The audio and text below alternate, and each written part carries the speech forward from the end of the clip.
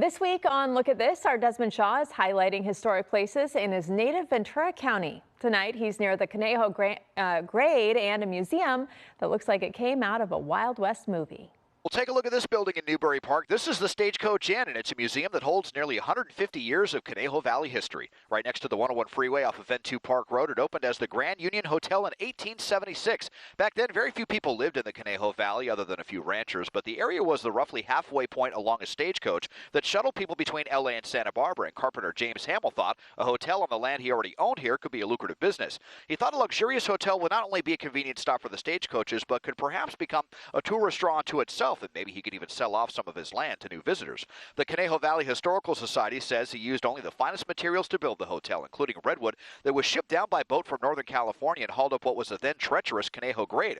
The hotel was a hit at first, with local newspapers touting the hotel's proximity to hunting, fishing, good food, and on-site bathing. The local post office was moved to the hotel as well, but a drought only a year after opening devastated the business, and James Hamill was forced to sell. It would operate as a hotel for another 26 years, but it would be bought and sold quite a few times and also used for a variety of purposes over the decades, always maintaining a kind of Wild West character.